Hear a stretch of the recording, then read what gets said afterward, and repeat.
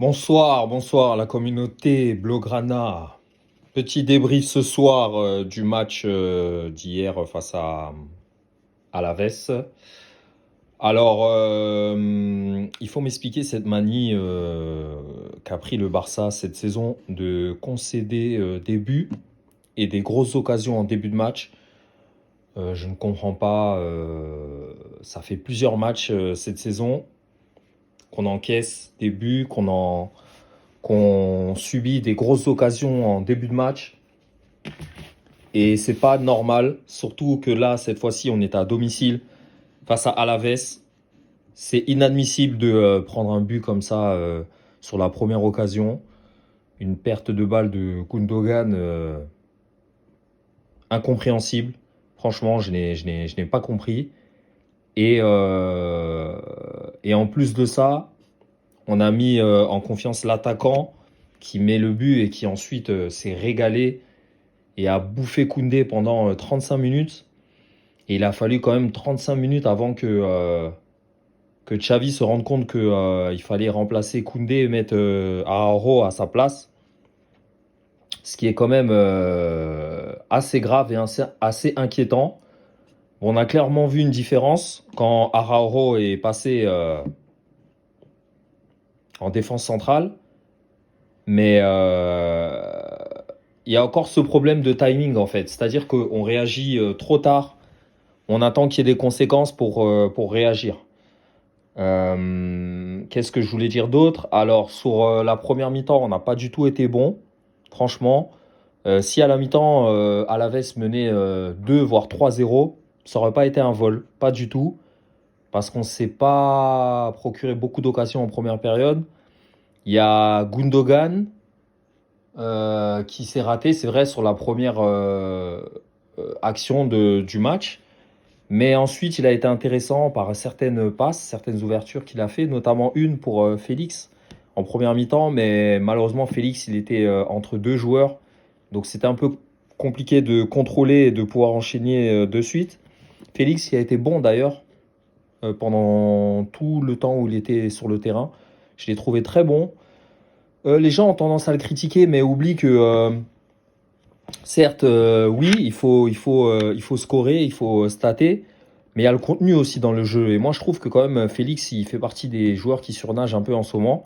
Il fait des différences, il dribble, il efface ses adversaires, il prend le dessus sur ses adversaires assez souvent. Mais ce qui lui manque là, c'est la réussite qu'il avait en début de saison.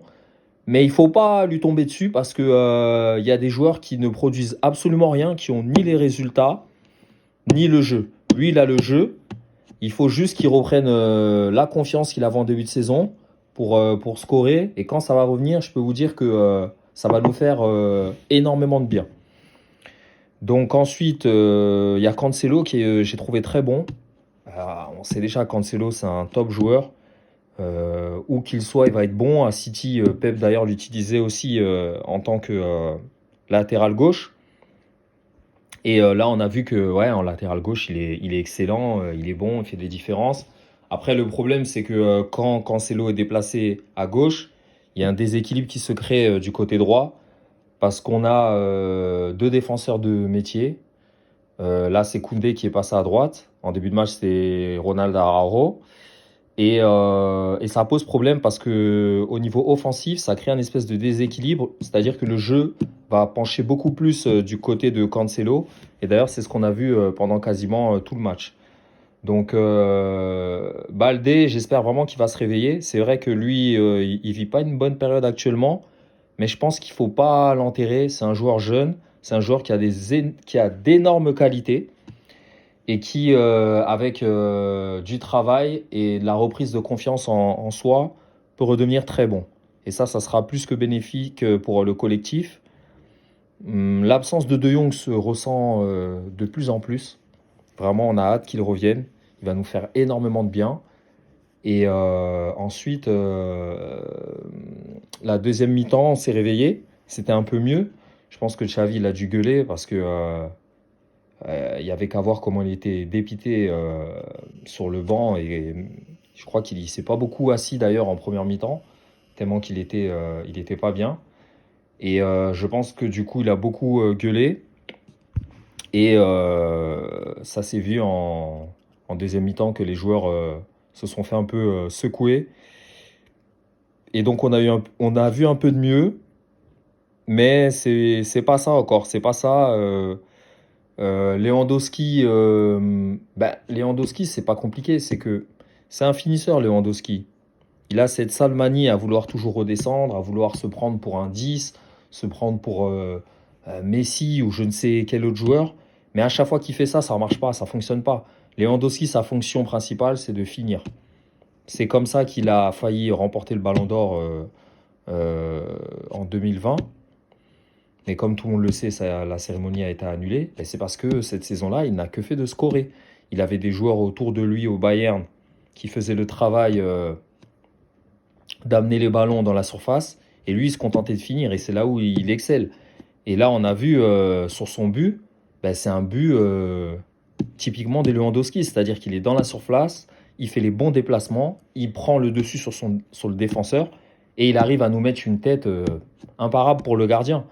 Donc vraiment, j'ai hâte que De Jong revienne. On a eu le retour de Pedri. Et je pense qu'avec un milieu bien fourni et des ailes avec des joueurs qui arrivent à faire des différences, ben Lewandowski, ça va l'aider à rester bien ancré en pointe, là où il pourra démontrer toutes ses qualités. Parce qu'il n'est pas fini, hein. La tête là qu'il met, il n'y a pas beaucoup de joueurs qui la mettent, hein.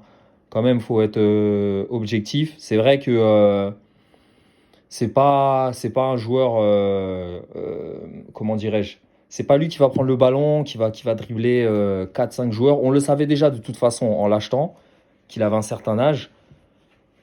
Il y a des choses qu'il est plus capable de faire. D'ailleurs, ça n'a jamais été ce joueur-là qui fait ça de toute façon.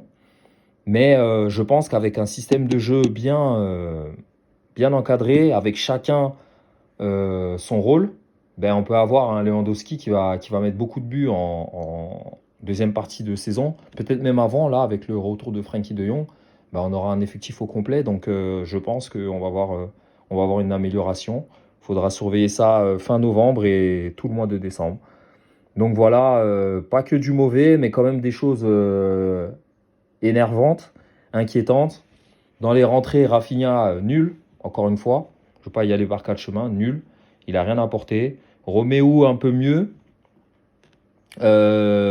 Torres, bien, dans le mouvement, parce que c'est lui quand même qui provoque le penalty du second but. Et Yamal, ben, un peu comme ces derniers matchs, c'est-à-dire que quand il rentre, il essaie un peu de faire la différence, de dribbler, de provoquer son adversaire.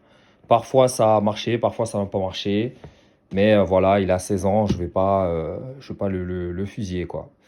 Donc voilà,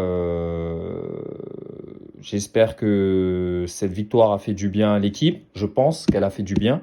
Parce que là, si on perdait ce match, on allait être vraiment, vraiment dans la merde. Mais finalement, on l'a gagné, donc c'est un bon résultat. Là, il y a la trêve. Plusieurs joueurs vont pouvoir se reposer, dont des joueurs essentiels à l'équipe. Là, je pense à Pedri, je pense à Baldé, qui n'a pas été appelé en sélection.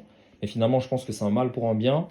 Il va pouvoir se reposer. De Jong, qui, comme il n'a pas joué ce week-end, ben, naturellement, n'est pas appelé avec les Pays-Bas. Et tous ces joueurs-là, en espérant que ceux qui vont aller avec leur sélection ne se blessent pas, ben, on va voir ce que ça va donner après la trêve. Donc voilà, débrief du match. Peut-être je ferai des vidéos là pendant la trêve, c'est pas sûr. Sinon, on se retrouvera à la fin du mois pour la reprise de la Liga et de la Ligue des Champions. Je vous souhaite une bonne soirée et à très vite.